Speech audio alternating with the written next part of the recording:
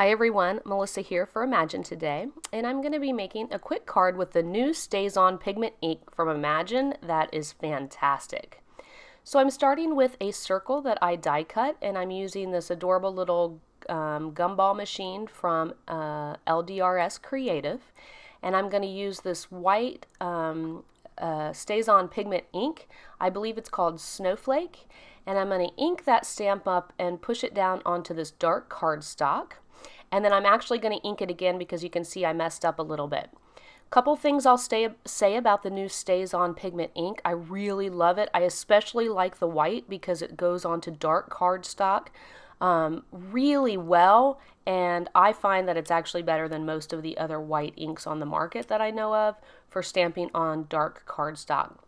So now I'm just simply showing you that I colored up this cute little gumball machine in some colored pencils. And the other thing I wanted to tell you about the StazOn Pigment ink is that it's a little bit sticky, so when it's on your stamps, I highly recommend getting the StazOn ink remover. It worked really well to get off the pigment ink, especially if you're someone who likes your stamps clean. Now this is not necessary, you don't have to do this, but I just found the new StazOn Pigment to be a little bit sticky on my stamps, so I wanted to get it off of there. So I would recommend getting some of that StazOn ink remover. Now I'm just taking some Tear tape and kind of assembling my card. I'm pulling that Tear tape off, and I'm going to be mounting that dark brown cardstock to an A2 size card. I cut it down just a quarter of an inch on each side. I did the same thing with that cute pink gumball paper that you see. That's been cut down another quarter of an inch, and I'm using the Tear tape on that as well. And I use excess, and then I trim off the ends because it's easier to peel off the tape when you do that, the backing of the tape. So I remove the backing, and then I'll add that to the center of the brown cardstock. This Imagine mat that you see below has a great grid if you need help aligning things. I feel like I've been doing the same kind of basic card making for a while, so I typically don't use a grid anymore, but it does help. Now I did want to stamp a sentiment on this, and I wanted a dark brown that would match the dark brown cardstock that I've used. And so I'm using another stamp from LDRS Creative. It's a birthday stamp. I believe it's from a set called Life is Sweet. And I'm using the chocolate StazOn Pigment ink and inking that stamp up and stamping it. And I ink it up a few times. Also, when you stamp on a platform like this, it's nice because you can reposition the cardstock if you need to stamp a couple of times, and I found that I wanted to.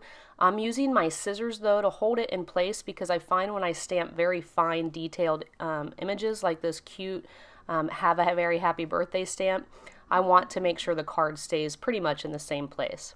I'm going to go ahead and stamp that again. And then I'm going to add the circle back to the card. But you can see that this StazOn ink stamps really well. And here I'm showing you, I'm using this StazOn ink remover, and look how well that cleans that stamp. So anyone who tells you that you shouldn't use StazOn for whatever reason is not right. StazOn is perfectly safe for your stamps, and now that it's a pigment ink, it's even more so. And you can just clean that right off, and it's crystal clear. So I suggest getting that StazOn ink remover as well. Okay, now I do want to tell you that all of the products that I've used in today's video will be in the description box below, so make sure to check that out. I have direct links to the Imagine products that I've used, so you can just click on those and it'll take you right to the Imagine store where you can find a number of these fabulous products. So for the circle, I wanted to give a little bit of dimension, so I'm just adding some foam adhesive tape to the back of this circle die, and I will trim the edges of that foam tape with a pair of scissors. And I find that this works really well for circle dies because you want the supporting tape to be nice and firm so you don't get some warping in your card. So I just trim those edges off, and then I'll remove that backing and adhere that to my card, and this is the finished product. I hope you enjoyed today's tutorial. Oh, one last thing.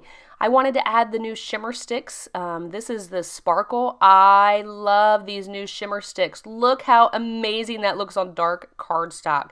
So if you haven't picked up any of those for yourself, please do so. They're amazing and they give you a lot more control than the spray. Have a great day and join us again on Imagine for more fabulous tutorials and videos.